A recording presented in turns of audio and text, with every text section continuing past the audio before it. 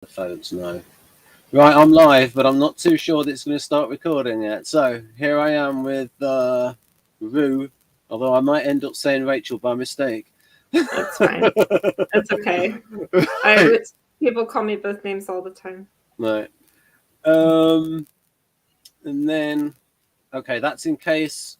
I think we're live. I think we are, yes, public. So we might get some questions. So what I'm going to do is not have it maximized on that one. So I've got this screen here. So folks, unlike Socionics, which in my opinion has a lot of dichotomies in it that are not particularly useful, if not real. So for instance, in Model A, it will have things like accepting and producing functions. Well, you can't verify that. But what we can say is valued and unvalued. Yes, that's from Socionics. That's a good one. That comes through in the data. Like when you test people on functions, it's like you can see that there are valued functions and unvalued functions, and it goes along with the predictions for the most part. And it also comes across in intertype relations, especially with so with Rachel here, where we have this is like the functions that you value, and then the opposite ones, which would be like the NFJ functions, and sort of when you see them, say, especially in ESTP, and that's like a big difference to me. That's one of the first things to ask somebody is like if they're INFJ or INFP preferences is like, what do you think of ESTPs? Just to sort of like see it and like the value. And it's like when you drill down on it, usually I think the INFJ has mixed feelings about ESTP. And the INFP, not so much. The INFP, and so the intertype relations, and especially when types are opposite in Socionics and in Kersey. About 4 pairs are opposite in Kersey and Socionics. I know this is a bit of digression, folks, but you might be interested in this. So it's going to be the SFJs and the NTJs are opposite in Kersey because you've got guardians as concrete cooperators. And so if we think about ESFJ, so this is my observation is that the double conflictors, those types which are opposite in Kersey and Socionics, conflict more than those which are single conflictors. So I'll put as an example. I believe that INFP and ESTP, so FiNx and SETX, conflict more than SEFX and TiNx because they have with INFP. So when I say INFP, folks, I mean FiNx, FINE. INFP and ESTP, if we use some Kersey dichotomies, they are opposite in terms of abstract concrete utilitarian, and opposite in interaction style. So they've got a lot of things to clash over. But with INTP and ESFP, ESFP is utilitarian, INTP is utilitarian. ESFP is informing, and INTP is informing. So in other words, ESFP is not trying to bully INTP. That's not the case with ESTP and INFP, where the ESTP likes to push and prod the INFP to see how they react, because they do that with a lot of people. It's like they have this idea of character in action, of see how people react, and a little bit of so the issue with ESFP and INTP is they value completely different things and like miscommunication. But there's not that. I don't think there's the animus there that you get with ESTP and INFP. And the same with ESFJ and INTJ. There's extra conflict there. They're opposite in interaction styles as well, where ESFJ will actively judge INTJ for their sort of like lack of warmth, stereotypical lack of warmth, because due to lack of affect display. And so there's this line from a character Kurt Avon in Blake 7 that I just think is just so INTJ. The line is, so Avon says, Kurt Avon, oh, I'm going to go to bed. And the other characters say, how can you go to bed at a time like this? And Avon said, nothing's happening.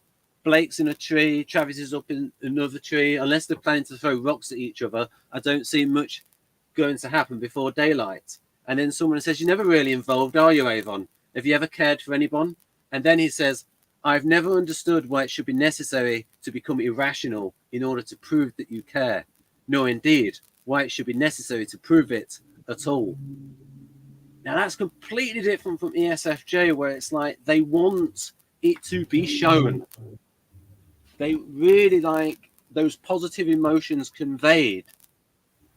And so that ethos is completely different from ESFJ. So again, opposite interaction style. And so I think, so to list them, it's going to be the SFJs with the NTJs. And I can imagine, like, yeah, NTJs and the SFJs. So ESFJ, INTJ, ISFJ, ENTJ. And also what we see ourselves, we also see another pair that really conflict. ISTP and ENFP really conflict. They're opposites. And I also think that, and I think that conflicts more than ENFJ and ISTJ. They're single conflictors. Anyway, so that's me whittering on about valued and unvalued, but we get the point. It plays out. We believe in that. We see it as sort of like something that's real. Like that's pretty much real. We can see because it plays out in the intertype relations. And then this one is really verified by the data. It's verified by the data. This idea of club functions, it's verified by the data, and it's in Model A Socionics, where it's got here we go. See here, the top row and the bottom row are the club functions. I mean, sort of my term, the club functions, the NF functions.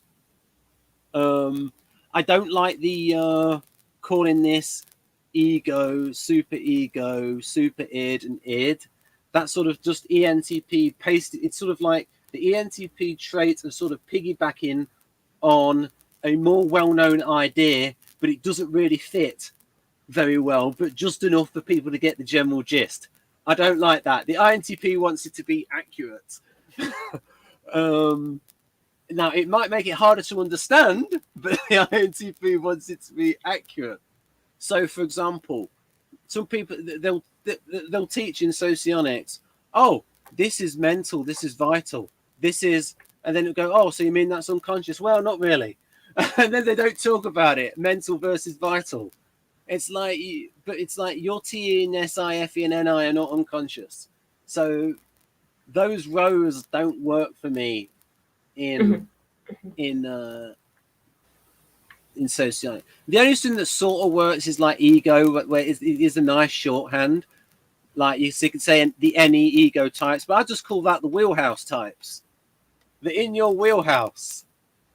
It's like NE and FI are in your wheelhouse. It's where someone's comfortable. It's like that expression, oh, that you're in your wheelhouse dealing with FI and NE stuff. I'm gonna add a graphic. I'm just gonna put that. I'm just gonna get that out of the way. I'm going to put something. I don't know if this is confusing with the colors. I'm just gonna, because there's a Vanderhoop graphic, because I wanted to show that the first person to come up with clubs was Vanderhoop in 1937 stroke 1939. I assume that same graphic was in the original German version. I'd have to hunt it down. Okay, so what am I doing now? So I need to go into the folder for Vanderhoop, and then I need to get the graphic. So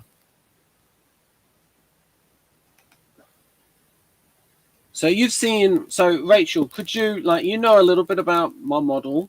Are there any sort of like observations that you have from what you've learned about it so far? I know I'm putting you on the spot a little bit. I just got to find a couple of graphics.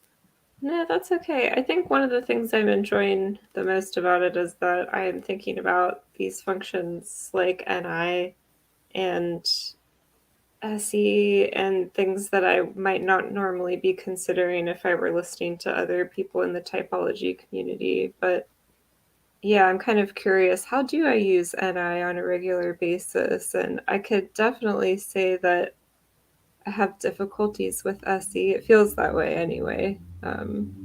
Yeah, to some extent, yeah. And then it's nice to have these positions that aren't like a linear descending to ascending. Yeah. Just a little bit more description about what the relation might be. Yeah, I'm just gonna. And I'll get into later on that. In fact, I might as well do it now because I just want to sort of like get it out there that I'm not completely like. There's a way of like, if we sort of think, yes, what we have here is we have some factors, and this is actually a good example, I believe, of the danger of thinking too deductively when you believe you have all of the factors, but you actually don't. So, for example, if we ignored the factor of, did I actually write it on there? I actually did it on another graphic.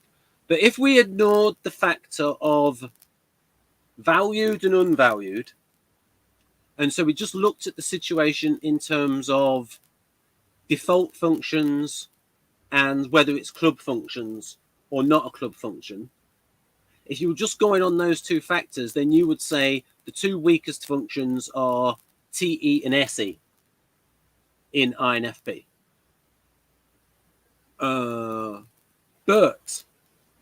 so that's what happens is, like, if you think deductively from the premises, so say you only see, but then you could say, but then it's like, but there is another factor, valued.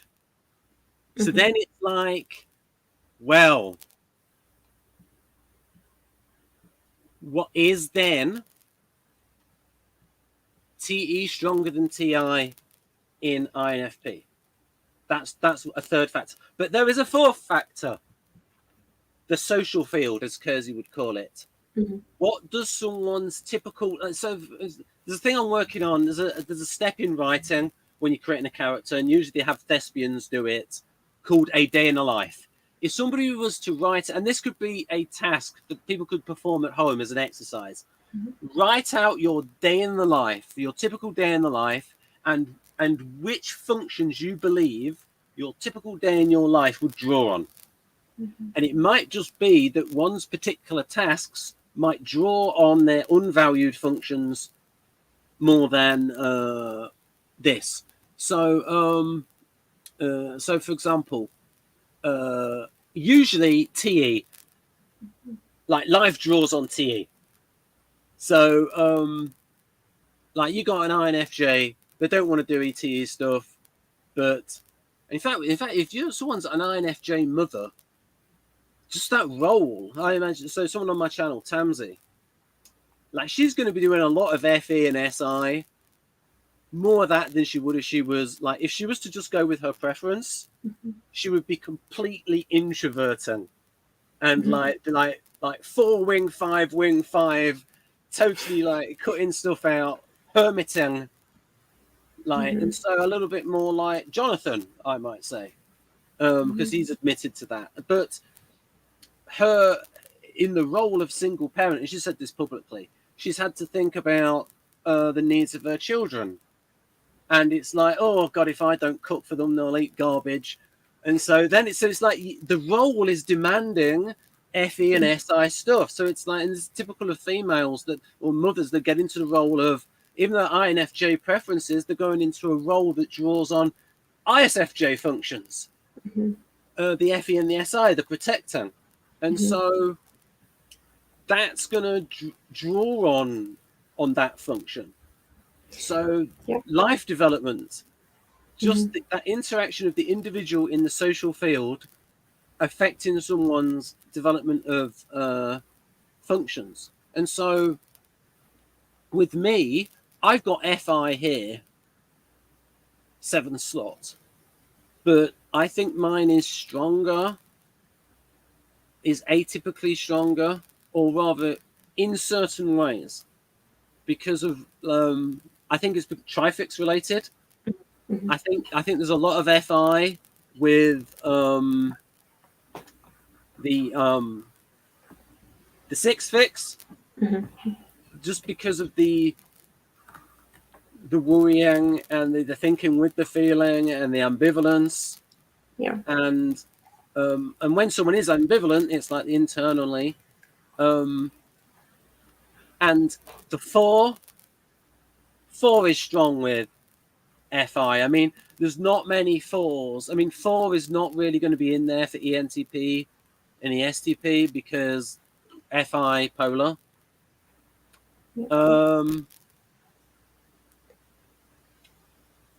Although they can be like, they can want to be creative and that lot, but that's not, we shouldn't make that synonymous with the 4. The 4 is more about a core emphasis on identity. And so all NFs are going to have a bit of 4 in them. And just, another type, Guardians are not going to have a 4 in them. They're pretty much not going to have a 4 in them because the Guardian wants to fit in and to belong, and that's different from a unique identity. I can see the ISFJ wanting to express itself in poetry, and I've sort of seen that with real life resemblers of it. But the actual 4 fixation on wanting to be unique is very different from the Guardian temperament drivers of wanting to belong. And it just doesn't quite fit. Now you could have, and also with the Guardian, like if you're thinking SFJ, there's a strong likelihood there's a 2 in there. And if there's an STJ, there's a strong likelihood there's a 3 in there. So to get a 4 fix in a Guardian is highly I just think it's unlikely. Like what you said about FI polar, but with Guardians, and maybe some of them are going to be more artistically inclined for some reason, or this is one of these things of like how we define the 4. Like I call it a fixation. I concentrate on the fixation rather than, because what I personally think has happened is that these Enneagram people are not all Jungians, not all experts in Jungian typology, and they're not able to, most of them are not able to filter out, okay, what am I looking at here? Is this someone's unique backstory, their biography? Is it their Jungian type, or is it their Enneagram fixation?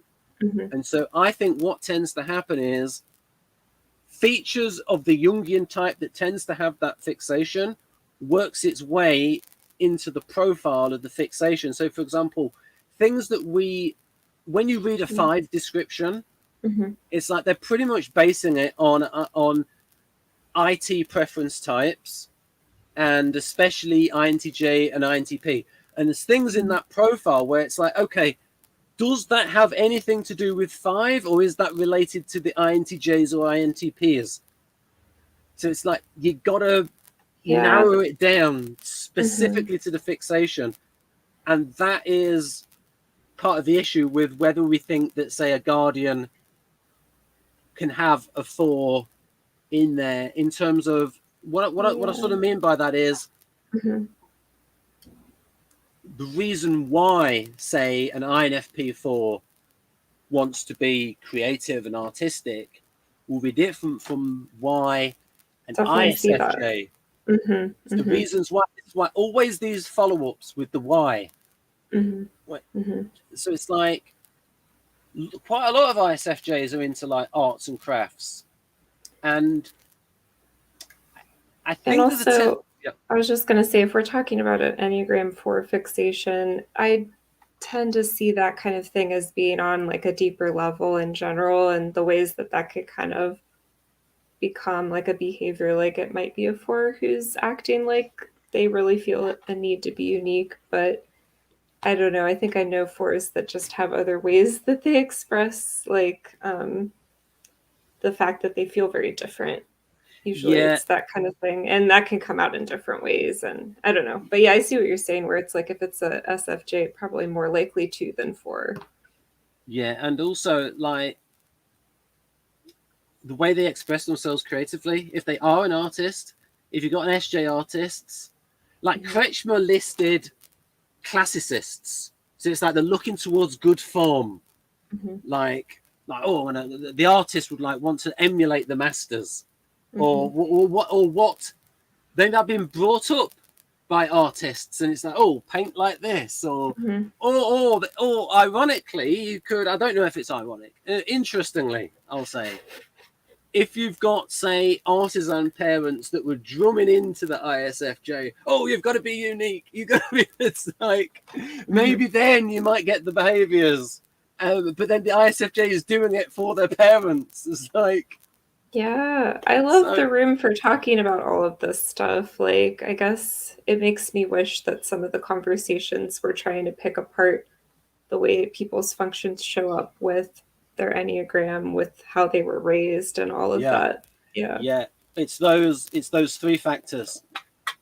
Yeah, I called them the Ibrakiki, but in writing I removed the E from the end, the events, because that's a part of a separate stage backstory of a character. So, for example, on one Socionics channel, somebody was typed as INFP rather than INFJ. Someone was typed as EII rather than IEI, because they said that the person, and it was Lady Lullaby who was typed, and the person typing her said that she valued TE. But the reason why she valued TE was because of her upbringing. Not it wasn't coming from type, it was coming from upbringing. And that's why you need to know about upbringing. I know it requires prying a bit more, but this is why the following up is important, to see whether it's coming from someone's upbringing or someone's nature. You got to get the nurture part of the nature in there. So as for clubs, Vanderhoop came up with these graphics. So these sort of nifty graphics. So just like the idea of, like, again, you can see what you can see. I like this idea of the unknown self, that the introvert has more access to the unknown self, and that the extrovert has more access to the unknown world, because they're sort of like prepared to explore it. And here, this impulse, it's impulse to habit. I've read the SI Dom profile. It's Guardian AF. It really is. It talks about a farmer caring for the animals and doing things in the same old way and looking towards authorities. It's like, was David Kersey written this? I mean, but I checked with his son. Unfortunately, he's never read Vanderhoop, and that annoys me, because it's like, they were sort of simpatico, I believe. It would have had less to object to. And so we've got here, I think these are the clubs. I think it's like heart, ethos, logos, technique, that goes with ST, morality with SF. What would they call them in socionics? Researchers, humanitarians, and Kersey would say diplomatic enabler. Researchers, Kersey would say strategic intellect to strategic building. Technique, the Kersey doesn't do ST and SF because it's not there, so that would be a combination of ST would be a combination of monitoring and expediting, and SF would be a combination of providing and improvising. But you could say it's a bit in there, like SFJ's wish to entertain others, like the ESFJ host wishes to entertain the guests, and you could say that they're going a little bit of ESFP predisposed role. Anyway, so what I wanted to get to was so this, I'll put them next to each other. There we go. So these are the clubs. You've got, and I've got, so for instance, you've got this extrovert here, and ENFP, and the profile is very much a champion. I'll get to Retro Gamer in a moment, and then I'll get back to his questions. The wildest possibilities. Yeah, that's a feature of NE, especially for the extroverted NEs, and like exploring the world. And then again, it's interesting that FE, strong unvalued function, is quite large on the diagram for the mean field of consciousness. And you got the will to right behavior, FI. And so you can see here the club functions: NE, NI, FE, FI, the NF functions. And so you've got the counter nucleus. And so I actually called that at one point the counter club or the counter nucleus. But eventually I sort of changed it to club and counter club. And so again, there you see here the ST, the ST, and so there is a match with Model V and Vanderhoop, where you've got the NF functions over here and then the ST functions there. And so Vanderhoop thought that, and he was a psychiatrist, he thought that sometimes that this wasn't that in some people it wasn't very conscious. And when it was conscious, he said he described the person as polarized. Now, I actually know somebody who is really polarized, and she's been on my channel. That's Shalina. She honestly goes between NFJ and STP. She really does. She's that polarized. I mean, really, like she's got loads of the NFJ stuff and interests, and she also is. Let's say you wouldn't want to mess with her, and also good at fixing computers, like the stereotype of like ISTP. And so she can go between those two poles. And so there are going to be some people, just because of their makeup, where, you see these people, it's like, oh, they seem like half of this and half that.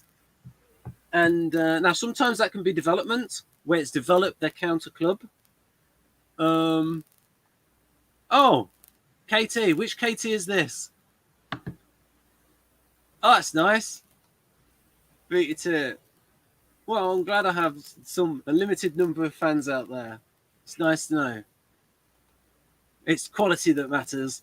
Right. So you're saying this is quite possible to be MBTI and FT? I don't really want to go into that because there's bits in Socionics that I don't think are right, and I believe there's sort of errors in the type images. What I mean is, the Socionics profile of ENFJ, when they're writing it, the Socionics people need to keep in mind it's an NF, it's an idealist, and they need to keep the drivers in mind, because Otherwise, you can end up writing the ENFJ, and you end up typing. And Socionics people frequently will type an ESFP as an EIE because they're not looking at temperament. And you've got to look at most actors and actresses, look at the way they behave, look at their motivators. It's artisan drivers go in there. It's not your ENFJ drivers. Now, what I've noticed, now my writing tends to attract ENFP, so I'm sort of like getting maybe overrepresented in the actresses I know for ENFP. So, because quite a bit of NE in my writing. So I think ENFP is quite common as well in acting, but not as common as what I encounter. It's mostly going to be ESFP because of the ability to, when somebody's acting properly, the best acting is when you are really in the moment and then you're not self-conscious. And I read a book by Judith Weston called Directing Actors. I would have called it Directing Show Players or Directing Thespians, but that's the name of the book, Directing Actors. It's 300 pages, and it's about directing people, and you don't tell them how to say the lines.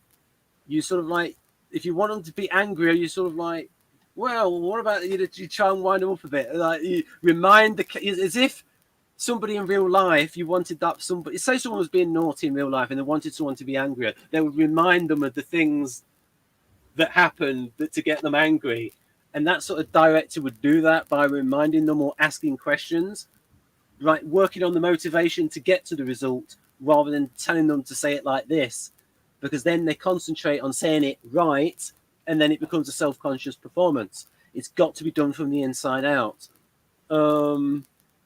Anyway, so, and then we've got INTP here. Again, we've got the club. NT functions. The NI strong. World as possibilities. Will to control by systematization.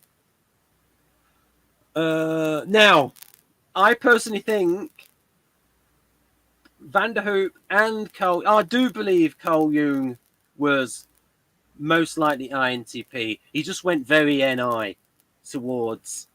I had NI moments. I experienced NI moments when I was watching the Ten Commandments. I was being archetyped by that. It had me in tears. What's going on here? I was being NI'd by the archetypes in the writing, the archetypal Jungian power of the Moses story. Bloody hell. I know when I'm being NI'd. I can feel it. Because the archetypal stuff. Same with the drawings of H.R. Giger. I can sort of, I've got a feeling there of NI going on. What was I saying about? I got distracted or something about Ten Commandments. Charlton Heston, 1956. Ben-Hur, 1959. The audience might be thinking, you've not done a typology video in a month, you're getting rusty. Right, okay. So the NT functions and then the SF functions up there. And I'll just say a bit about Van der Hoop. And this will give you an idea of how much he's sort of like, again, 1937, translation 1939, and he's banging on about the modest servant function, as I call it, the position 3. So the NI, oh yes, I was going to say, yes. Yeah, because Van der Hoop, that was it, that was my point. Because Van der Hoop and Van der Hoop certainly like resembles TiNx, or as he would say, a thinking introvert with intuition with subsidiary function. An introvert, a thinking type with subsidiary intuition. That's what he would say, but in Dutch or German. But, you know, snappy. But my point is that will to systematization, that's TI in NTPs. I don't see that in STPs. STPs are not thinking about, ESTP is not thinking, oh, I need to systematize this. They can a little bit, though, tactically in gambling. I can see I have experience of an ESTP resembler who uses systematization with systems in gambling. But there you can see it's on a tactical level. And this is how Kersey helps so much. You can see the difference between strategic TI and tactical TI. STPs are using TI tactically to improvise with what is at hand. Now, of course, you can get ISTPs as software developers, and I suppose they're going to be, I suppose, more practically minded than, say, the INTP that might try to get it perfect. But again, there's the role that demands certain functions. Now I'm going to get to retro gamer. Continuous conscious studies with the possibility of reflected memory as based in culture, whereas Enneagram is an anthropological step. Okay.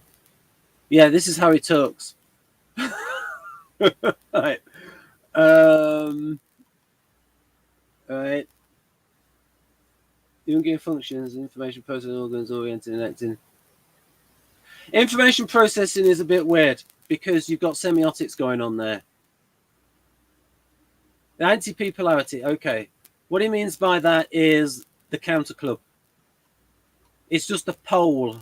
So he would say that so he might theorize that there's some INTPs out there with hardly any SF going on. They're hardly doing any SF. But I might argue that life, you got to do some SF.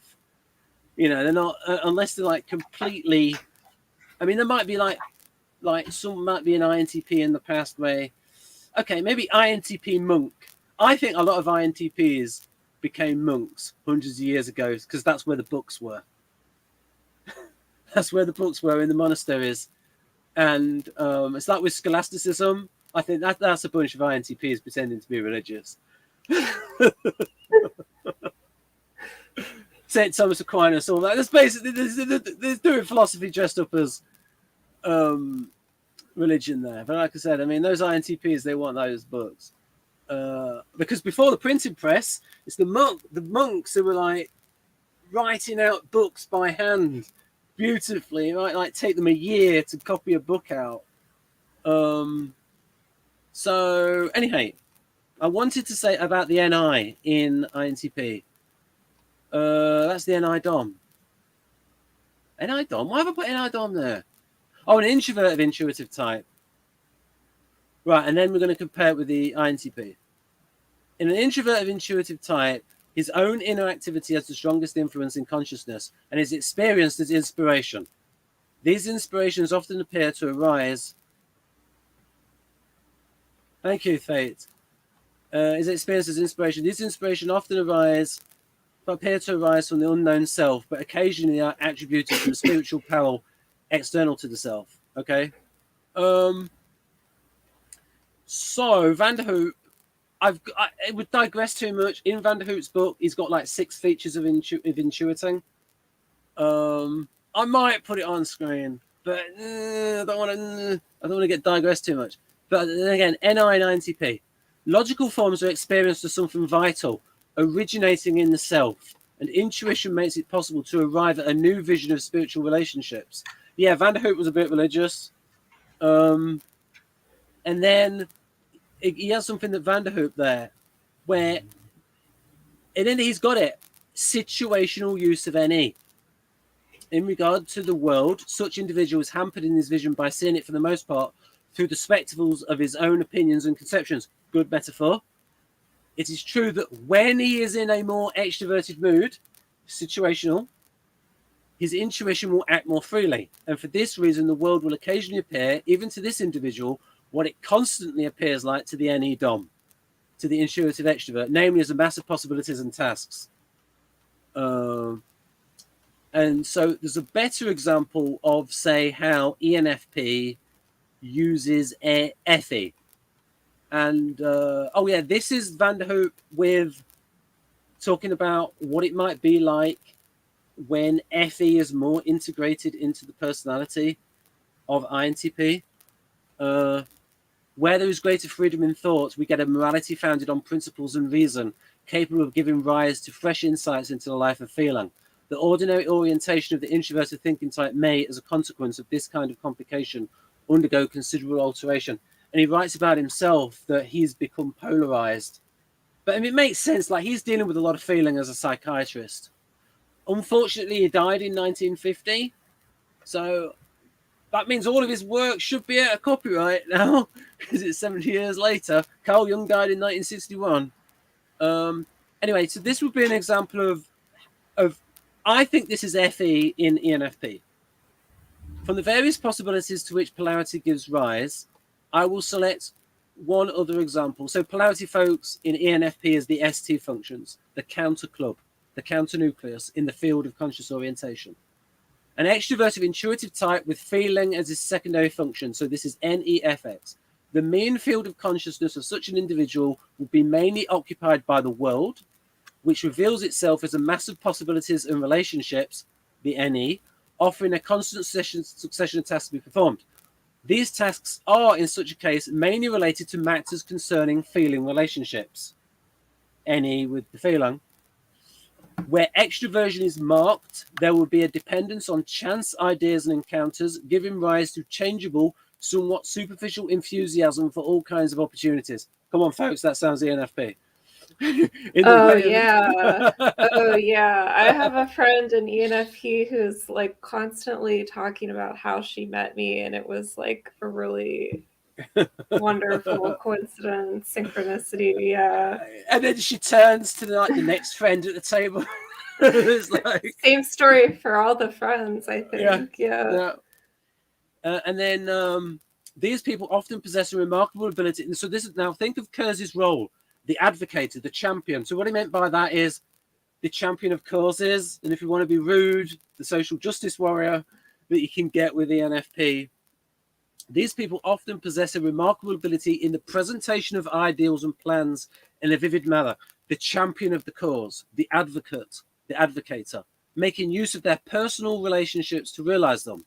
Owing to the charm which often characterizes these people. So you can see here that FE is being used for its unvalued functions, but it's being used for the temperament reasons.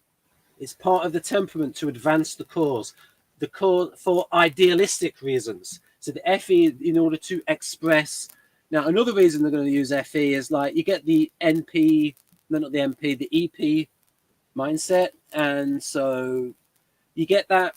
I'm writing a character called Laura, and like she's got so many contradictions because ENFPs just have so many contradictions just like built in. Like you've got NF, idealism, versus E7, want to have fun. Sometimes those two cannot match.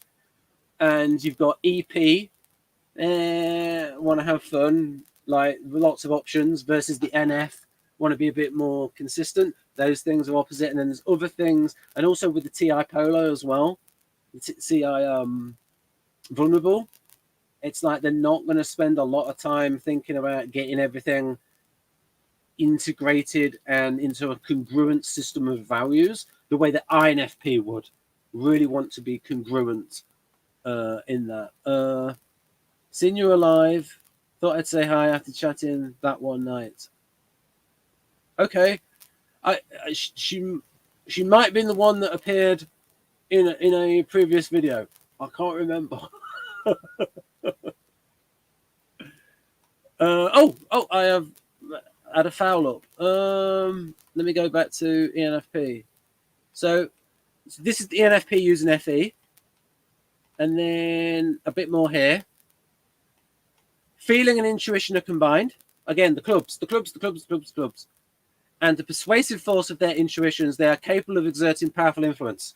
So you can see here, the FE and ENFP, and then the FI. When in a state of introversion, their subsidiary function manifests itself in a more independent form, so that one finds in their inner orientation a striving after a right attitude, such as one might find in the introverted feeling type, the FI Dom, but here it is less predominant. So there's a consistency in Model V with Van der Hoek, with the idea of the clubs and the counter clubs. And so, yeah, he thought that there were people that had undeveloped counter club, again, counter nucleus. Have I got anything on? I don't want to digress too much. So we've got the idea of the clubs. I think I've sold the idea of the clubs, and it especially works for the intuitive types because the NF club matches the Kersey NF temperament of the idealist, and its associated intellect. So, folks, people who are complaining about, oh, Kersey didn't do functions, well, he's got any sort of equivalent of functions. The Kersey intellects, where they combine with pairs of functions. So, for example, Kersey would have SI and FE. When you have those two together, that goes to provider. When you have TI and NE, when that goes together, you get so you get constructing, building systems, prototypes, theories, that sort of thing. In the beta quadra, you've got the FE and the NI would correlate to directive mentoring, because you've got that sort of NI vision of, I see how this person needs to go, and they've got that sort of SE valued push there. So the Kersey roles, the predisposed roles, because people can enact all of the roles, it's what is sort of like the natural predisposition lines up with the function pairs in the wheelhouse. And you can sometimes you get a bit of this. So for instance, ESTJ, Kersey has that as predisposed to the supervisor role, where you have to like enforce standard operating procedures, make sure people are doing it the right way. So there you got a little bit of TE with SI, but also a little bit of SE.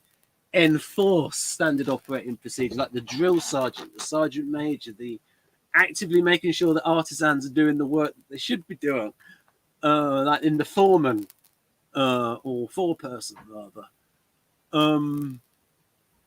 So the clubs, and then big thing that I bang on about, default versus situational. And so there, that was something that was in Van der Hoop. When the INTP is in a more extroverted mood, the NE is sort of less bad. And Glenka used that analogy of ride a horse. And default situational, I'll go over that because it's a big thing. So this is one of the things where this is a little bit different from Model G, which I believe in certain, I mean, it's useful, the idea of the social mission of externalities and internalities, but it took me a few years to be able to talk about it right. And that's because in hindsight, it is just like quite a few things in socionics, it's not as narrow as it makes out. So for example, whilst it is true that an INTP on its territory, I am on my territory now, is a little bit more expressive. So when INTPs are in their wheelhouse and they can talk about the things that they're interested in, they do more NE, they do more like they are like, rather than being surrounded by people who are talking about concrete, boring stuff, INTP on its territory will like, so that is true. But the idea in Model G is that the INTP will only use FE and NE when it's on its territory. I'm like, no. It's like, well, sometimes the situation will force you to use those functions in the private row. So I thought it's situational. And Van der Hoop has a very good example of, he was INTP. And he said, there's an example here. He gives the example of, so this is the situational row in the introvert. He talks about taking up horse riding, but I can't remember where he put it. That's Jung. Personal row. Does he mention it there? I don't think so. Oh, there's a character alter in there. Did he write about taking up horse riding. It did it somewhere. There it is. But this is the situational operating mode. Oh, in the introvert, right? Sorry, the extrovert was on the left, right? Yeah. So you got Vanderhoek. He's not. So he is using his extroverting functions because the situation demands it. So he's taking up horse riding again after a long interval. He stated that in order not to be thrown by the horse, his attention was riveted on the totality of my sense experience and my reactions to it. So he was in a state of SE because of the situation. So it's not just a case of him using SE because he was comfortable, because he was on his territory. So that's where my idea of the situational row includes the idea of, say, somebody being on their territory. So, for example, we could say this situation right now, Model G would say Ben is expressive because he's on his territory talking about something he's interested in. I could also say I'm doing that situationally because of the situation, and the situation would include that part of talking about something because it's interesting in you. So it's like we could say that, like, the on the territory part would like be this part, and then like the situational part sort of encompasses that in like a bigger. So it's like you could have like you could have a graphic where it's like, so situations where an introvert might extrovert. We could say that is just sort of territory and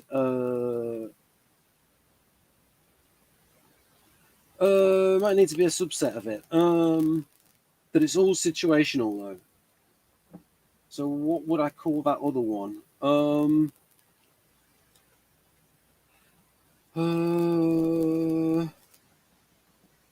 I can't think of what to call it, but I think it would be situational as well.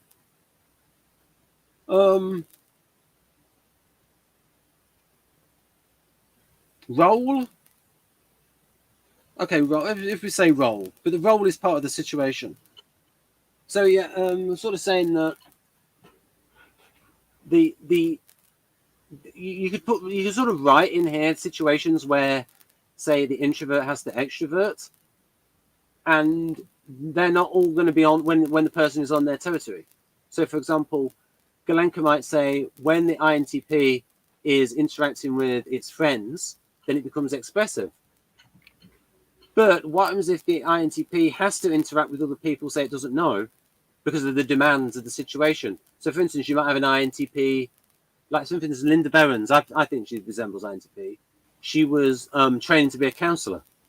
So she's going to have to extrovert, direct her attention on towards somebody else. And so that situation will, so you see what I mean? It's like less precise, allows more room for maneuver in saying situational rather than, so in other words, it's just a little bit broader than Galenka's idea of the introvert only extroverting when it's on its territory. Oh, there we go. That's might be a little bit clearer. Fish's water, Backseat. I've got that other diagram though.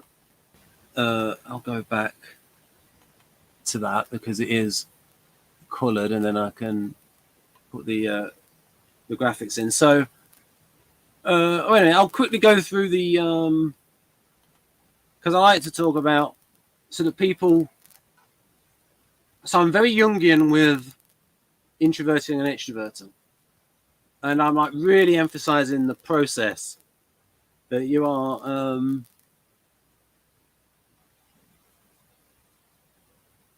Right. Okay. Gotcha. Got you, Amy. Yeah, the semiotics one.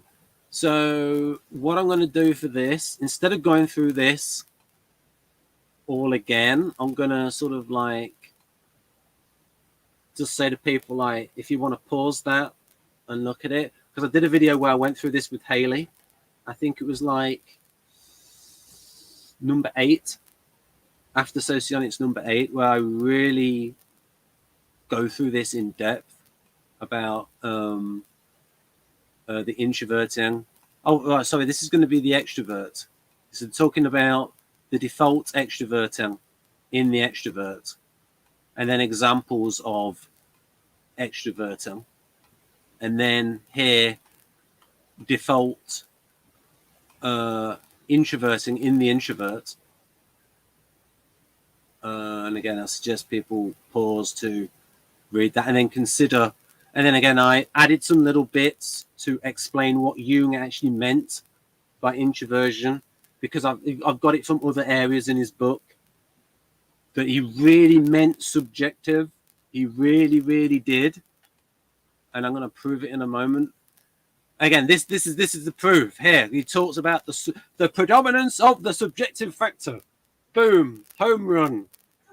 He mentions it. And I got annoyed with him. It's like, just put subjective then. And same with empirical. Just don't put objective, put empirical. There's 4 definitions of objective. And I'm not going to list them all. Although, yes, I will. Okay, there's the objective where someone will think, like, you could say logic is objective, in that you don't need to test it. You don't need to make an observation. Or we could say objective as in the actual objects in the data. So that's like, okay, that's empirical. And then you've got objective in terms of be objective, as in cool-headed and level-headed and like just look at the facts, that sort of thing. I said there was 4. I can only think of 3 at the moment. I think there were 3, yeah. So that's why empirical is better. So, and then the next one was, again, the situational introverting in the extrovert. Again, I'm going to leave that so that people can pause it and see it. And I'm just going to make this a bit bigger. And then this is where I give that, oops, where people can sort of take that in about situational introverting in the extrovert. Yeah, again, I consider some examples there. And then Jung on introversion. Yeah, that was quite the libido, in like thinking about what libido is. It correlates to interest, libido, and one form of libido is the sexual interest, because it was, I think it was Freud that originally used libido, and then it was Jung that said, oh, it's not just sexual. And libido manifests in the amount of interest. And so interest is, right. You see, that was the bit that recedes towards the subject. We could say interest does not move towards the object, but recedes towards the introvert who's doing it. Introverting, the state of introversion, means the subject has put more interest in its subjective experience than the object of external stimulus. And again, so I've sort of clarified that a little bit, in my opinion. And then situational, what's this? Situational extroverting in the introvert. So it's like, again, the real person, the real introvert can be forced to extrovert. Like, if an explosion goes off and grabs your attention, Rachel, it's like you're going to be snapped out of it. And like, in order to stay alive, the introvert has to extrovert once in a while, situationally. But the preference would be to sort of do more introverting activities. And again, the extroversion, active, passive, that's actually a good little nuance that is put there. So it might be in the introvert that extroversion might be more passive, in that it might be the situation that it might just be like a different balance. Maybe in the extrovert they do a bit more active extroverting than passive extroverting, whereas with the introvert it's the situation which is calling on an extroverting function, such as being distracted by a noise or other people or data coming from the outside, whereas the preference would be to like push that away. So that's a little wrinkle that I've probably thought of just now. Yeah, the different balance between active and passive, depending on whether the person default introverts or extroverts. So that's a feature of Model V. Oh, I just want to put that bit there, that Carl Jung, and as an example, in fact, Rachel being somebody who resembles an FI Dom, and that, yes, this is the thing, making a distinction between TI and the laws of logic. It's a different thing. This is why you can get people who resemble a type where TI is low down in the function stack, but they're a member of Mensa. They've got an IQ of 150. Now, usually, people who are TI wheelhouse are going to have a high logico-mathematical IQ because the function draws on that and so trains it up. But you can get people, you can get, say, INFJ with tertiary TI, but they've got, and usually the IQ tests measure logico-mathematical, linguistic, and visuospatial. And so there is a relationship about that, but I think there's a tendency for people to equate, especially in socionics, where they will call TI structural logic. It's like, no, there's too many people with like one-dimensional TI who have got really high IQs, and it doesn't match. And also, if we then think in the Jungian terms, TI is subjective thinking. Laws of logic, that's not subjective, that's reasoning power. And so the laws of logic are not necessarily deflected, since its one-sidedness lies in the premise, not the logical elaboration of the premises. And again, this is one of the things in socionics, it tends to think that because something is internally consistent, that means it's true. And so they will describe TI as objective. And I'm like, no, just because something is internally consistent, if the premises are dodgy, then you're going to have a reductio ad absurdum and get to a silly place. So we can't say it's objective. Again, it's like a thought experiment. Take a premise and go through to its conclusion, and it ends up in a silly place. Then it's only then reductio ad absurdum. Here we go, retro gamer. Right, subjective is structural logic is the moment or medium.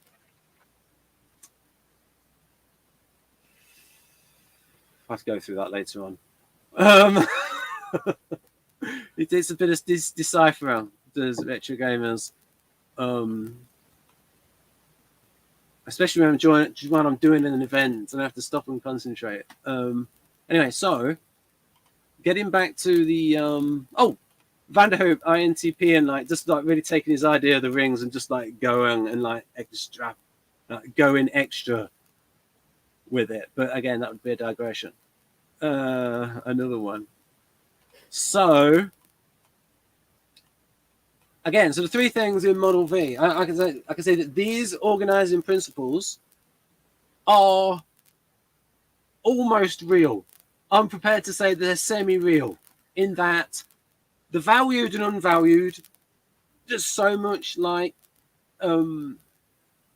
anecdotal evidence for that with people who resemble the so for example, if we type people using Kersey, and so that means we're using interaction style and temperament, so essential motivator pattern, and those Kersey people, and it's like, and say we diagnose someone as an accommodator idealist like Rachel, and it's like, and then we look at the functions, and it's like, oh, everyone that we are typing in Kersey seems to have these function preferences of this over this.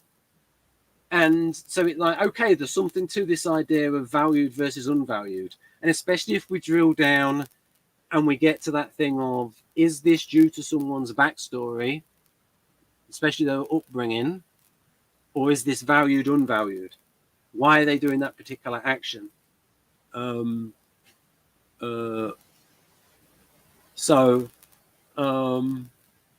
for example, Tamsi, ENTJ father, encouraging her to be entrepreneurial, even though she's INFJ. But she was entrepreneurial and gave the money from her babysitting business to her mother. So there we go. So we've done valued, unvalued, organizing principle, default versus situational, and then the club functions, valued and unvalued. And so if we were to organize it by those three, we would say that first position in the FiNx, for example, the accommodator idealist, the Fi is valued, it is default, and it's a club function. Whereas the Ni is unvalued, default, and a club function. So in sort of my system, I would say that's two-dimensional. And then we've got another one here. This is two-dimensional, where it's a club function and it's valued, but it's situational rather than default. Thank you, Retro Gamer. Although I won't have it from Burger King because it's not very nice. Burger King. Right. So now we've got a situation of, and this is where we now the data would say, Dario's data would say, so Dario did the cognitive processes assessment. So let me tell people what that is. Probably taking that thing, folks, where it's like, here's to cognition.com. Dario calls that the cognitive processes assessment. We can only say that has been taken like 127,000 times. Some people are taking it more than once. So we're going to say it's been taken 127,000 times. He could have analyzed it himself because like he's a smart guy, he's good at maths, he's got all the analysis, he's got like background in computing, but he wanted an independent person to do it. So Mina Barume, PhD, analyzed his data. And the club functions were there. And here's an example from his Appendix D. And so this would be for ENFJ. If the highest scores are extroverted feeling with support processes, introverted intuiting, and extroverted intuiting, that's something else. Dario's data backs up. Let's say it backs up Vanderhoop. Vanderhoop was the one that said that NI was strong in INTP and FE was strong in ENFP. So it was Vanderhoop that did it. And he talks about the tricycle. So, for example, and Dario has got at the back of the book where it says ISTJ should be listed as SITX. And you know, folks, where he got that from. The idea of putting the X in there. Right. Right.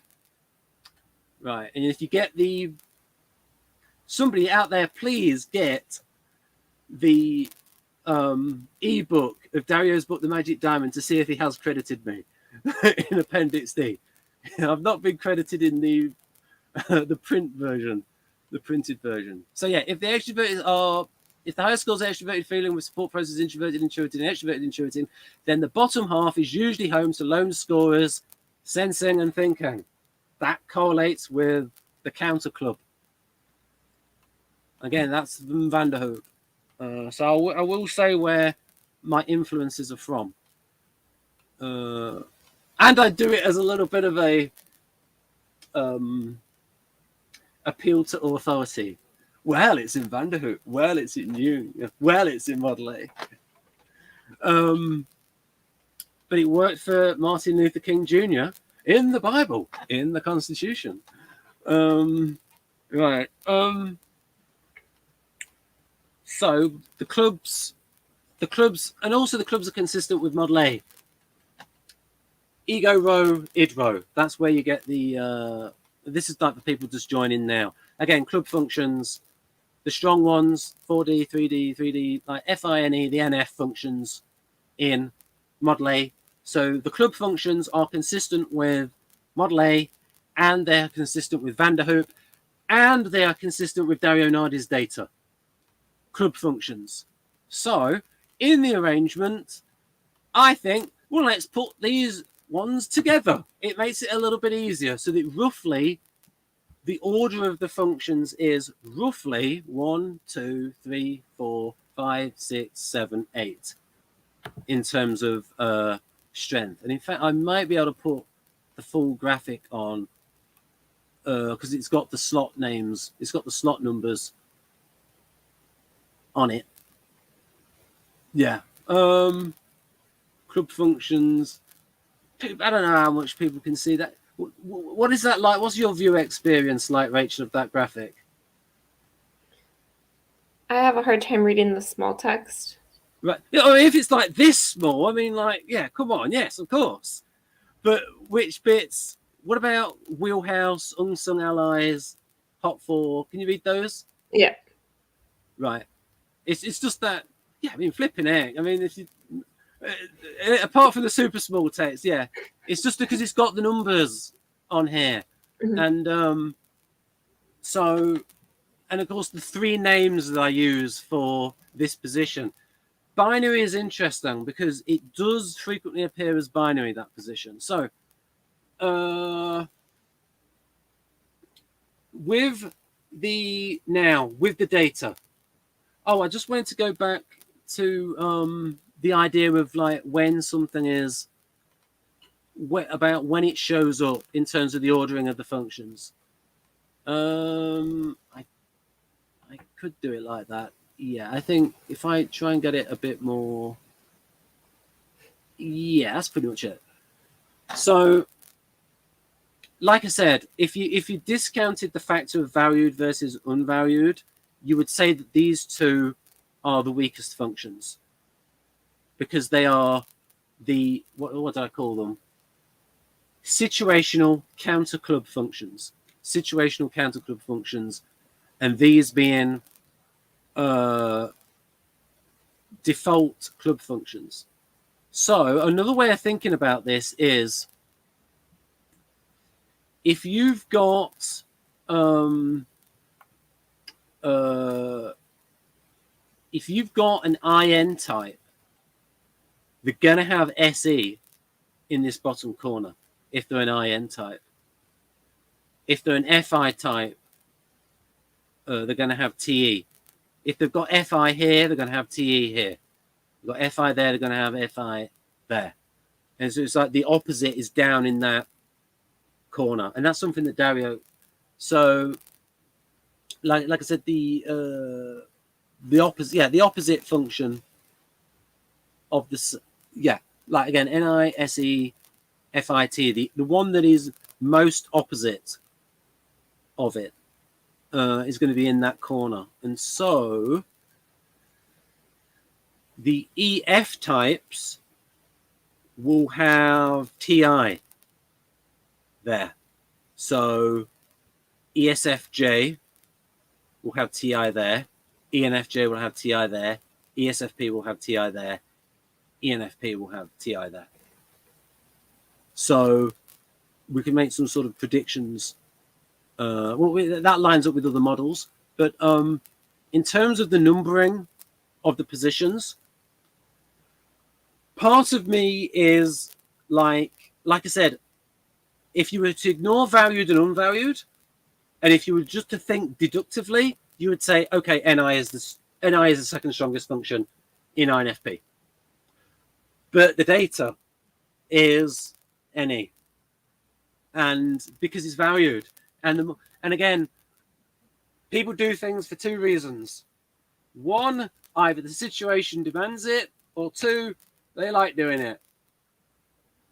And so, again, it's like, especially if you've got TE here, TE being any kind of, I believe certain functions in certain situations are going to draw on certain situations more than others. So, for example, TE is a function that's going to be drawn on a lot, especially when people are at work. SI is going to be drawn on a lot as well, especially in a structured society. People have to do TE stuff, people have to do SI stuff. Now, interestingly enough, in my opinion, I actually wonder. So again, it would be good if Dario could hook somebody up who's an NI DOM with a portable EEG unit, go through their life, and actually see if they do use NI more than SI, because I'm not so sure. Now, if they lived the life that they wanted to live, like say Tams's preference, I'm going to stay in this room all day and read and write and do my art, then you can say, okay, they're going to do a lot of NI. But when they have to do the things that they're called to do throughout their lives, they're going to be doing a lot of SI. So what does that mean? That means that their contrarian alternative is they are in situations which draw on that function, and so it gets trained up, it gets developed more. So I know I've not got INFP in front of, I've not got it for INFJ. Well, unless I open up a special folder. So does somebody with NI leading, is that kind of an exception then because of the way that NI is? Is that what you're saying?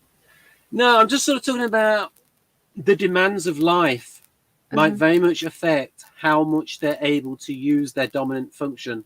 True. So, like I said, if they are able to hermit and like be cut off from other people, I think they are going to use a heck of a lot of NI. But like I said, with someone like Tamsi, like INFJ mother, you know, the role just draws a lot of SI and other people. It's like someone's preference, but then how much does life let them enact that preference? It's just like society in general values FE and TE. And certain more rugged societies or tougher areas of first world countries and certain professions are going to draw on, say, SE. If you're living in a tough neighborhood and a tough upbringing, you're going to be drawing on a lot of SE. Like if you're a street kid in Brazil, it's drawing on a lot of SE there. And so it's even if you've got, say, INFP and INTP preferences, you're going to have more SE developed. You're not going to be as good as the SE DOMs, but you're going to have more developed than, say, a more sheltered INFP and INTP. That's just going to go more towards their valued functions, their wheelhouse functions. And if, you know, and unless life pulled them, people will stick at these two and then do a bit, and they'll stick to their green functions. So yeah, that is very, very important development as to the ordering of functions. But Dario's data, for the most part, your club functions are over here and your counter club functions are there. And so now I don't know if there's a bias in his data set in that I think you're going to have more likely to have intuitives want to take his test than concrete types. But what we got here, Cass? Okay, here we go. I'm going to get on this hobby horse. TI is objective, but in regards to cognitive functions, is subjective, probably because it's not an object about above self. Doesn't mean that it isn't valid or not. It's just the STJ thing. Okay, yeah. And simply, yes, because you can have a premise. It's the difference between the rational elaboration of the premise, and because TI draws on reasoning power, because it's just like because that's the only thing it has going for it. Because it's like because typically there's less. It's just the way it draws on it because it's subjective, and typically say INTP, it's like they'll have an idea and then they'll think it through. And that's the thing, thinking it through. It's the thinking it through, and then that thinking it through is coloured by the subjectivity, and then you get other subjectivity coming in because of the subjective associations and knowledge base. So in other words, you can give the same premise to two different INTP resemblers, and they'll think about it in different ways, but it will both have a rational elaboration, and they could like compare notes afterwards. And they could say, okay, that's internally consistent, INTP B. And it goes, okay, thank you, INTP A. And it says, how did you get to that? Oh, well, this connects to this other bit, this other field. And it's like this other extra bit of knowledge. And so you can see the subjectivity coming in there just when somebody having a distinctive frame of reference. It's just like when I'm going through this, I can say, oh, this is like Vanderhoek. This is like Dario in this. Oh, this bit's like an idea in CBT. And somebody else, they're different INTP, or even a different type, with a different knowledge base will make different connections. So that subjective factor is coming in. So let me get back to talking about the positions. So yeah, position 1. I have Rachel? to head out. Yeah, but before I go, I wanted to say that I want to do that exercise that you were talking about. You might have used the word thespian, but just writing down what you're doing throughout a typical day. Yeah, day in the And life. this, And then yeah, I thinking want about to do which this. functions. Yeah, and which Mm-hmm. functions your typical day in the life draws on. Mm-hmm.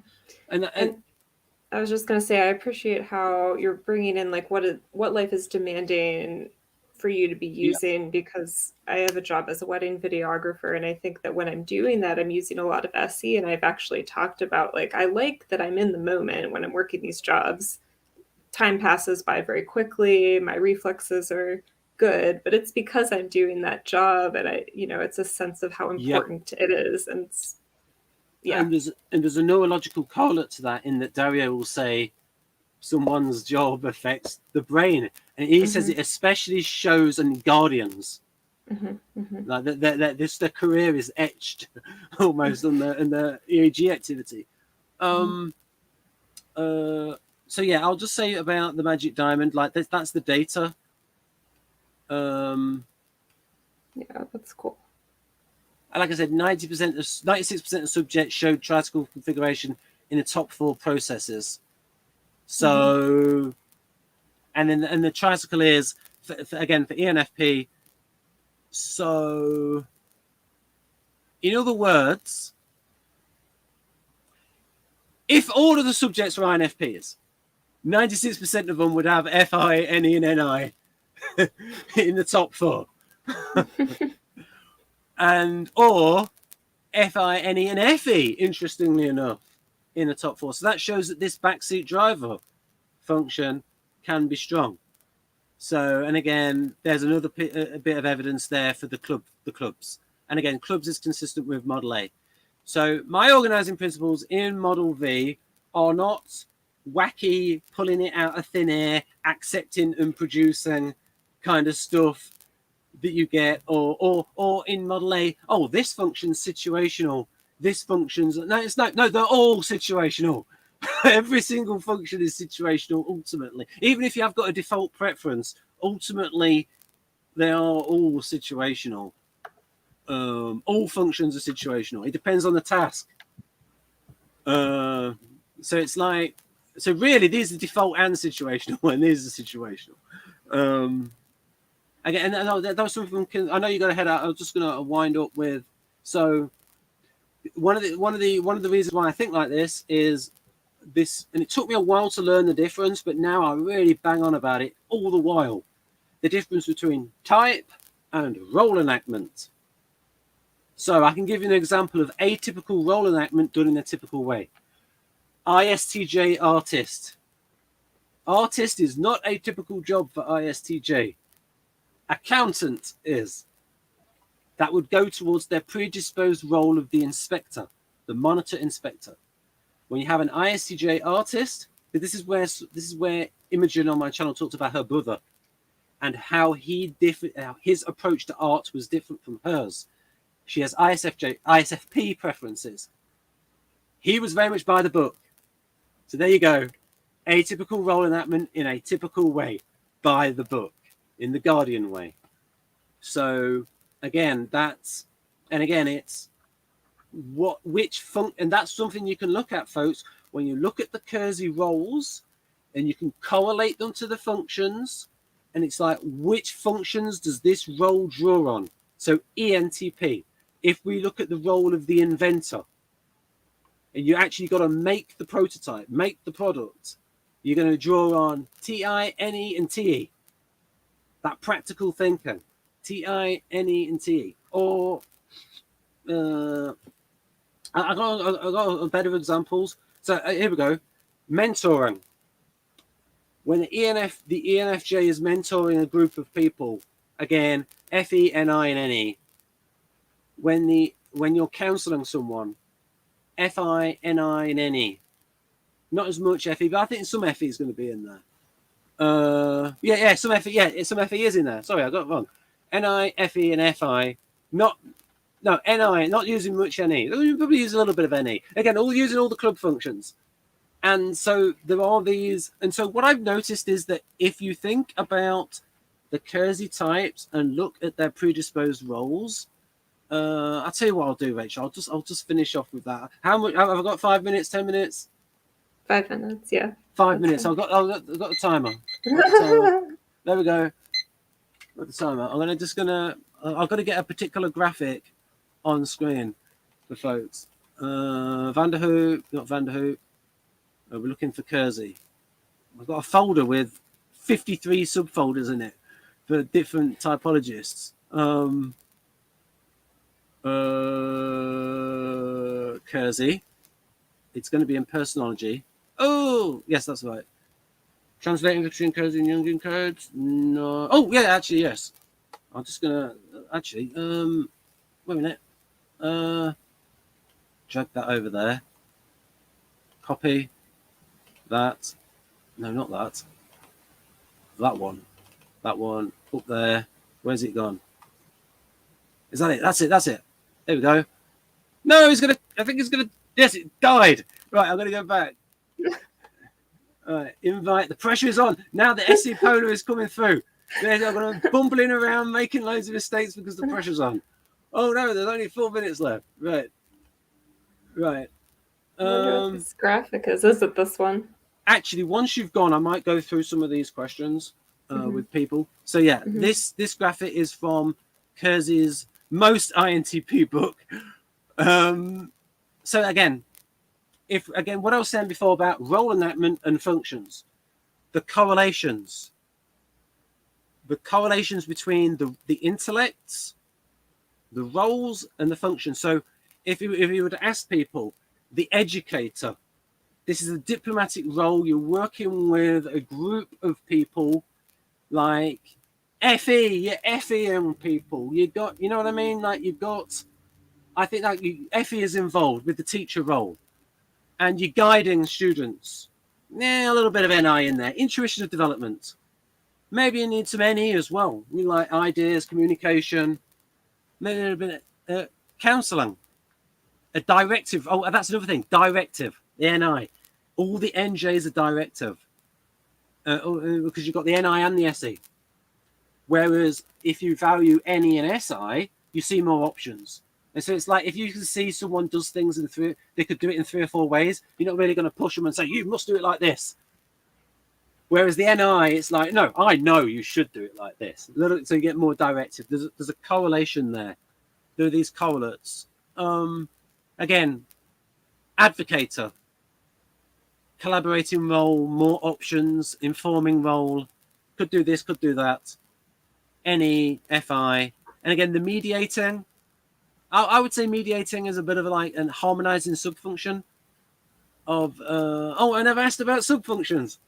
Again, here's anyway, you can see the correlates. So I'll ask you, Rachel, before you go, with 2 minutes left, what do you think of subfunctions? And this is where you're using words like assertive attached to the functions, assertive harmonizing, and Yeah. I have to read more of your notes because I was reading what you were writing for, I think it was ESFJ, right? And yeah, it seemed good, like the examples of this function being used in this particular type of way. I feel like I want to absorb more information because that concept is very new to me. Yeah. Yeah, I'm just trying to be open-minded in terms of situations. Again, preference, but demands of the situation. So is it a way for you to consider the function in a more situational way? Is that why it's like the distinction is there? Yeah, I'm also because of this the organizing principle of just the situational, and also this idea of people performing these different roles of, and again, and dropping normalizing from, because I think Galenko added normalizing so he can see guardians, but dominant to the assertive creative / imaginative, because I reckon that I use him, as you know, but maybe they don't know, I use imaginative for introverts and creative for extroverts. So for example, this is because guardians, I think, tend to be more imaginative than creative, unless because it's usually they're not going in that kind of career because it's less stable, and for temperament reasons, I don't want to go down there. But as a hobby, so I think SI. So, for example, the subfunction system enables me to get the 3 different definitions of SI that are out there. The Socionics one, which is comfort sensor, that's in Kersey. He writes about SFJs being protective. Look, protector role. Oh no, overtime. Protector role. Accommodating predictor for ISFJ. Protector. Comfort sensing. Nurse. Doctor. All that kind of stuff. Physiotherapist. And so we got that part of SI. And Jeff's quote, Guardians will tell you about their medical problems. Even when you don't want to know, they will tell you about their medical problems. So comfort sensing, that part of SI. There's also the part of SI which is, as Van der Hoek would say, the instinct to habit, the instinct to go towards an authority, the instinct to go towards past performance, the tried and true. That's part of the conservative with the small c instinct. And then we get the Carl Jung version of SI, which is the subjective sensing thing, that idiosyncratic artistic vision.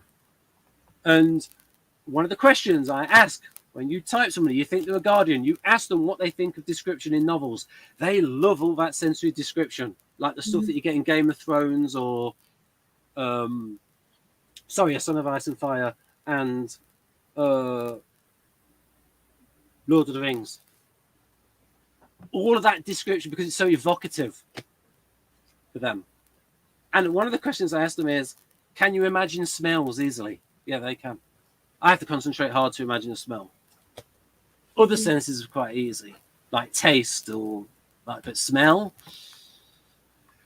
Right. Yeah. So. Well, this is cool. Why not break the functions down into subfunctions? I look forward to hearing more. Yeah. Right. Yeah. Yeah. Maybe we could do that next time. Yeah. Right then. So what I'll do, you can leave, okay, and then I'll go through some of these questions that people have posted.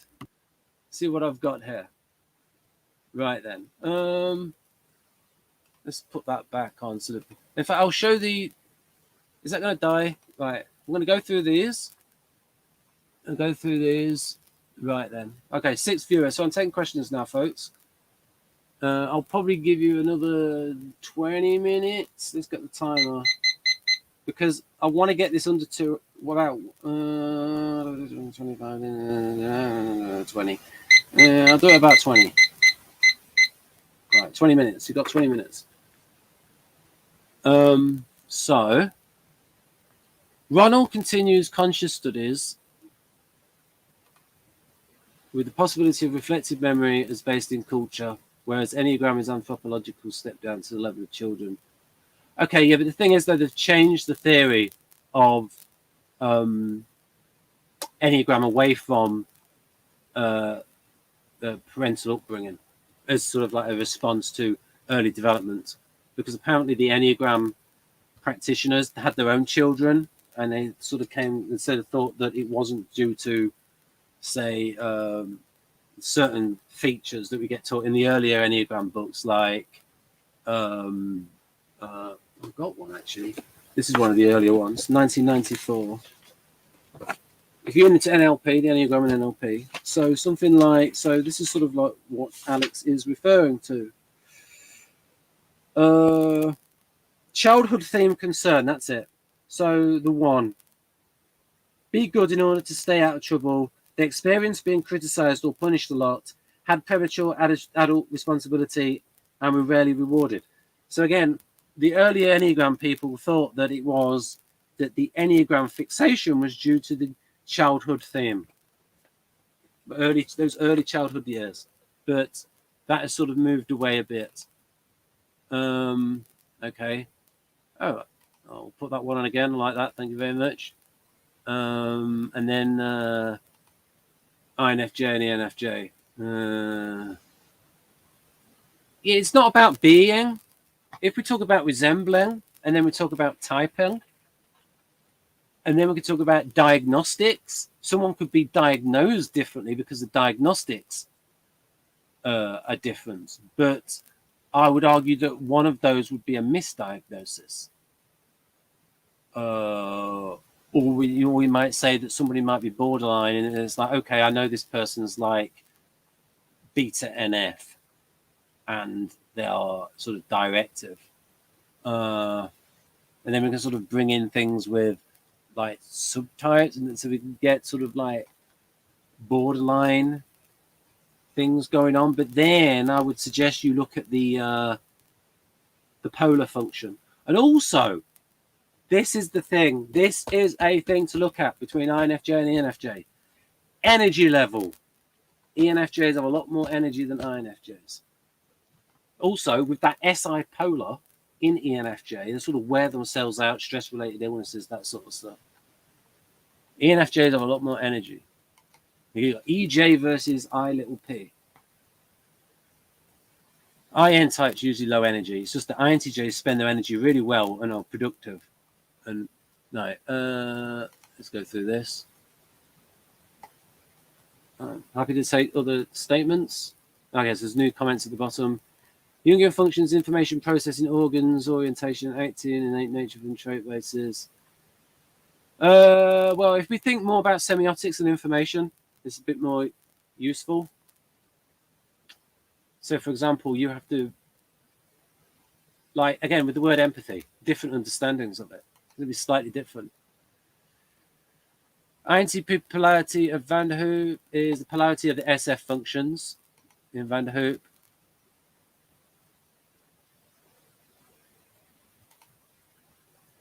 Still being informal as always. Okay, fair enough. Hopefully informal and informative. Here we go. Semiotics. Going on there. Symbolic language is the whole thing wrapped up as objects of cognition now. Well, this is when we start getting into like cognitive psychology and linguistics. Yes, that's right, ST. So it's modeled as a dominant superego.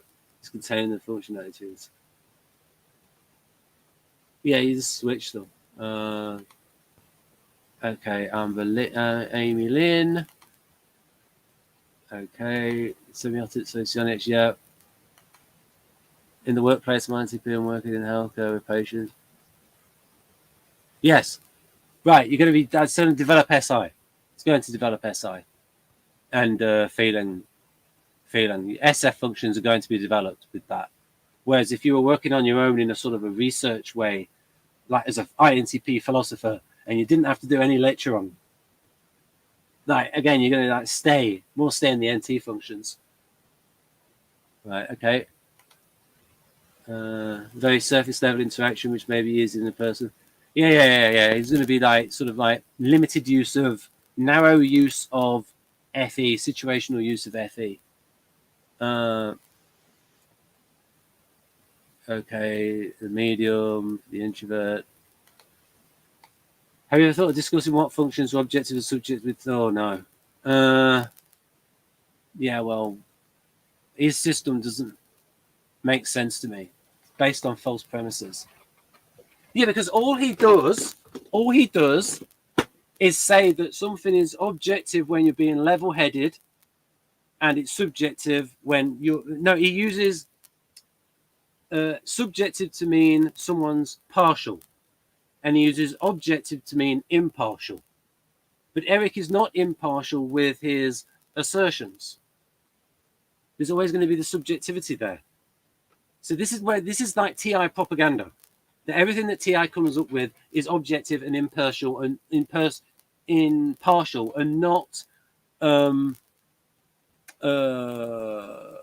corrupted by feeling. It's TI propaganda. TI aspires to be an objective.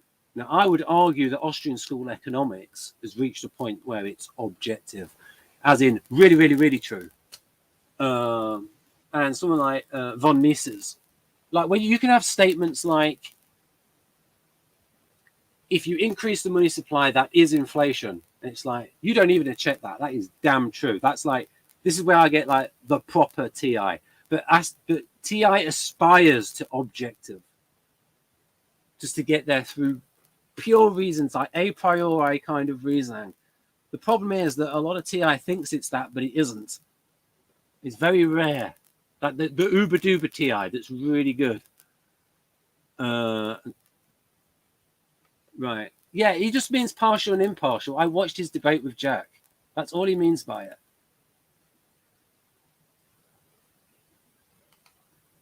Right.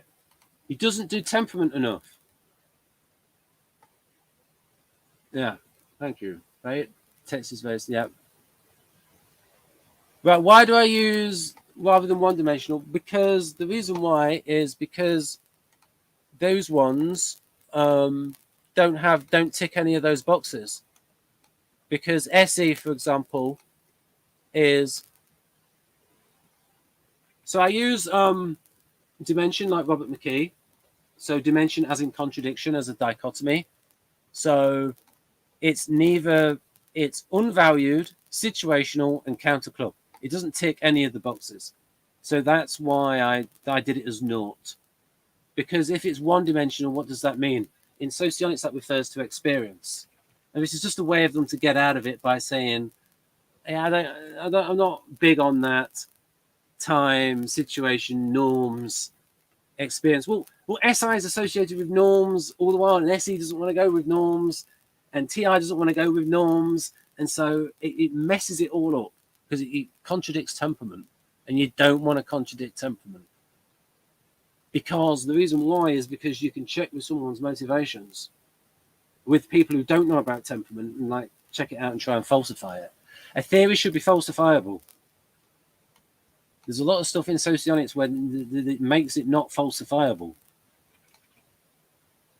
If it's falsifiable, then you know it's like you got rules of the game that you can like test it.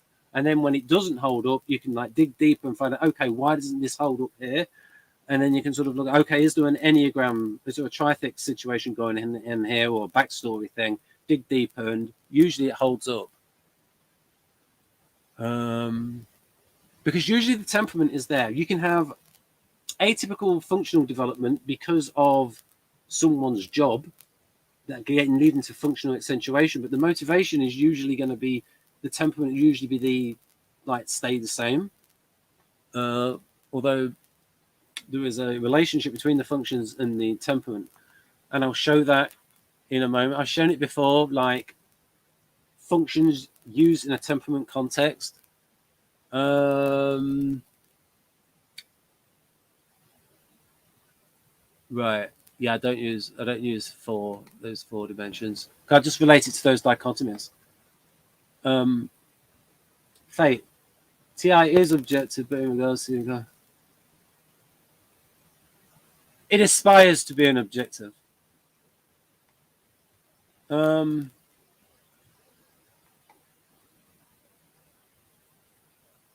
Yes, I agree. It doesn't mean it depends on the principles. Because with the subjectivity, you can get the insight. So it's like you can have that subjective premise, it leads to something, and then you can falsify it. Oh, it plays out, it works. And then once you tested it out, you can say, now this is me having a, well, I did a degree in biology in England, which means that all of my modules were related to biology. None of this major minor stuff, it was all biology. So the scientific method has left its mark on me. And there's another example of INTPs can do TE. Different memory banks. Thank you. I purchased this book. Oh, which one? The Amen. Which book? I haven't read it yet. Probably Magic Diamond, or maybe Personology. Oh, thank you. Hey, a comprehensible sentence from Retrographer. I know he had it in him. Yeah, it's just they take a bit of pass on his sentences. Usually what is most reliable when cross-referencing systems like MBTI and SID is to find type equivalence between the two. Oh, it's most when you're doing it with the intuiting types, the abstract types. Yeah, you can. You can compare them. But I'm not going to go through all of them now. But like I said, if you look at those, it's like, just look at some of the names. like with mentor. Victor Galenka calls ENFJ mentor. The Kersey ENFJ is predisposed to the mentor educator role. There's slight differences with some of the roles. The IS types you really can't translate over. What we got here? Like the former example. Yeah. It then becomes again energy level and look at the polar function.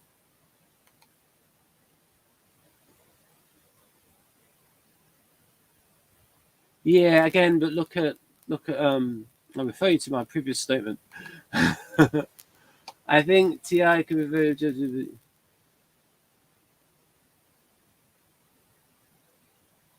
Yeah, again, it's what we mean by objective. It's what we mean by objective. The problem with its three meanings.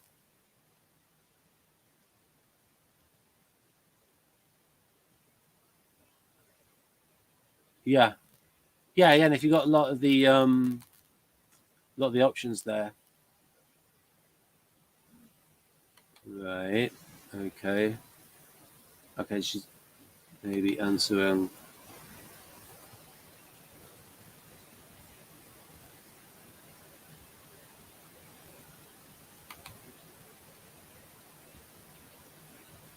Right, just going through these, folks.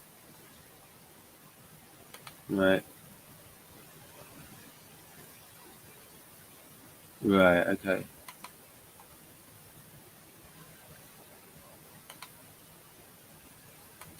Just try and get through these.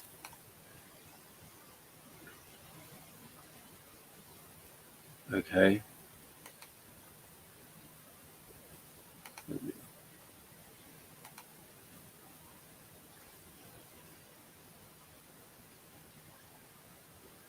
Yes, I will, but I'm working on that Wilmer's Housemates thing.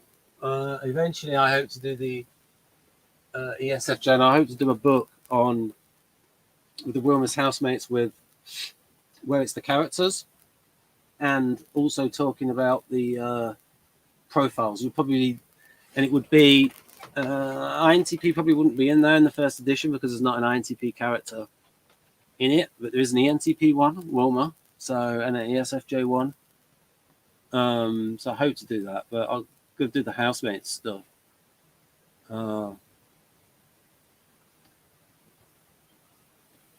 We ever do a coconut shell? Okay, yep. I'm going to do the whiteboards and the coconut shells, and also position by position. It's on that big whiteboard. Whiteboard, coconut shell, position by position with ESFJ resemblers, and John and Kristen, because Kristen's ESTJ preferences. SI both. Right. Oh, okay, about 4 minutes left. So FI is both a blessing and a curse. So this is where ISTP might be quicker, because NI generalizes. Quicker than INTP, or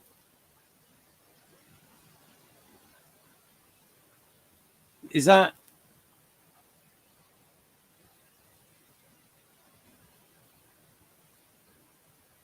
So which type is SI a blessing and a curse?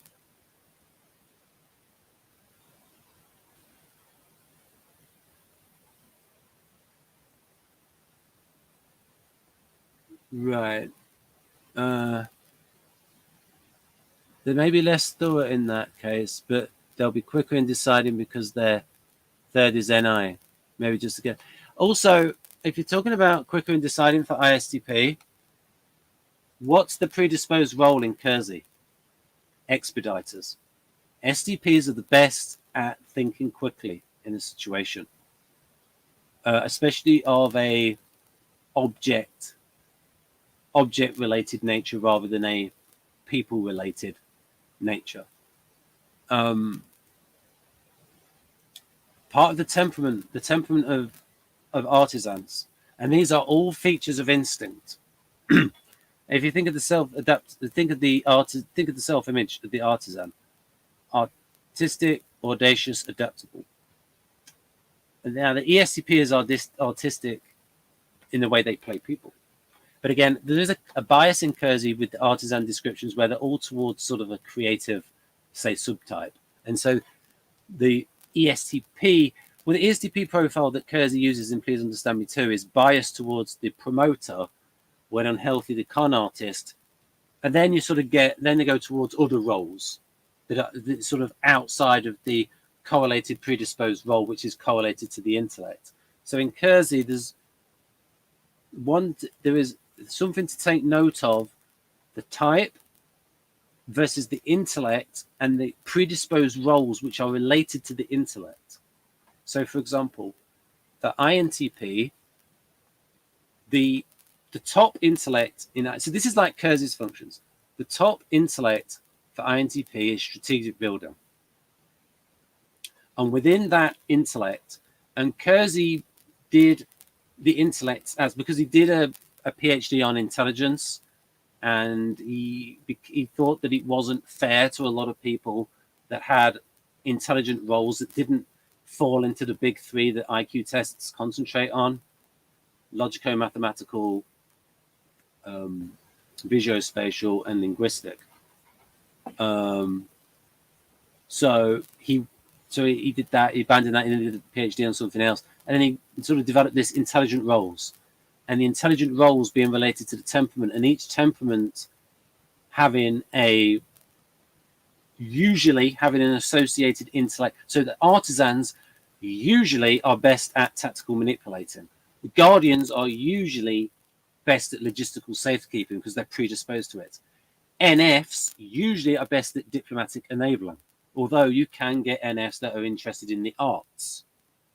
So you can get, like, say, INFJ and INFP writers that are not working in human resources. But I think informally they can still be good at those roles of usually INFs are good at giving personal advice of a sort of a personal development, values related nature of where someone's going in life. Thank you, Cass. Are you in any of my groups? How many minutes could I? If I bump on another 5 minutes, yeah, I'll bump on another 5 minutes. 4 minutes 22. That'll be all right. We'll try and get it under 2 hours so that it's backed up automatically on Odyssey.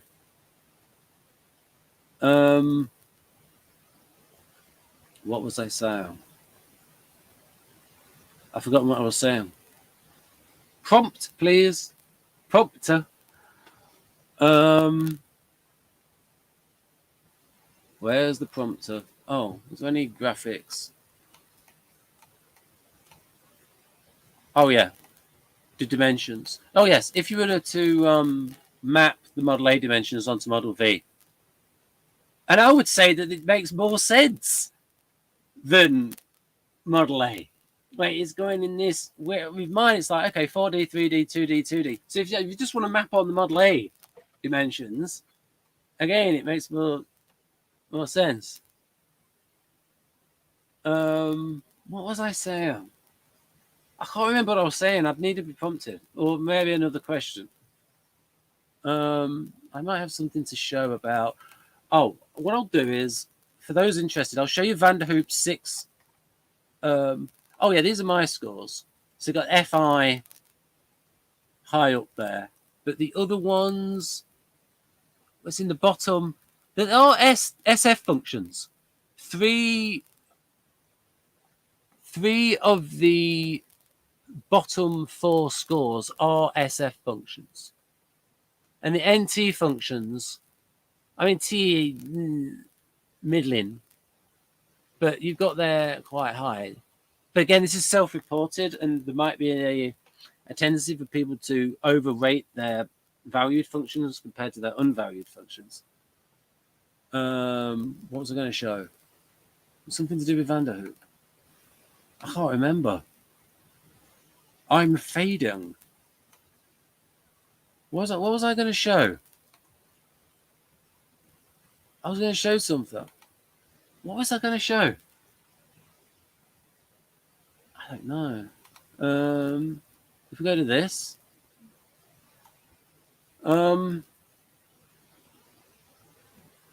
can't remember what I was going to show. Yeah, so I believe this model is simple enough. So, oh yeah, okay. If we look at, so I've organized this by temperament, and I've actually, there's some manner to it. It's like abstract, abstract, concrete, cooperative, utilitarian. Now, the way in which idealists are cooperative is different from the way that guardians are cooperative. Guardians are more about being compliant. NFs are more about, and it's related to tool usage, and it's more about not being as utilitarian as these two. Like, these are more likely to break the law, especially artisans. Or Jeff might say that the NFs are congruent, cooperative with their own value system. There's an expediency with the, so I've got the NTs here, and we've got all of these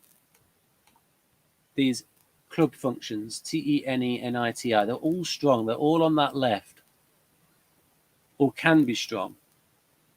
And then we've got, and another way in this graphic, in the bottom right, you've always got the accommodator. Accommodator, accommodator, accommodator, accommodator. And so if we're strictly using the types in a Kersey way, I know he sometimes called the types after the role variants, which was unfortunate. Name it after the type. So, for example, the role is constructor designer is the role that INTP is best at. The constructor of, again, systems theories, because the role draws on the functions that are the strongest functions of INTP. But the actual type would be an accommodator rational. If you say rational accommodator, it's like, oh, what about an irrational accommodator? So rational accommodator, because accommodating is the interaction style. So behind the scenes rational, behind the scenes idealist, behind the scenes guardian, behind the scenes artisan. In charge artisan, chart the course. No, it's not chart the course, it gets things going. So that's the after Socion. Okay. Danger of interpreting dimensions as metaphors of scientific, physical, universal. Yes, yes. It's just a loose thing. Oh yeah, and I wanted to say with these positions that, like, it depending on the person, sometimes this can be stronger than this. That the role can be stronger than the inferior. And in Dario's data, sometimes this is stronger. Development matters. Right, what I could do is, if you're prepared to hang around, is I'll stop this and I'll create a new live stream, which is about answering questions. And I'll try and post the link in these comments. But I've got to stop now. I wanted to get it under 2 hours. So I'll post the link to the new live stream, if you don't see it, in a pinned comment to this video.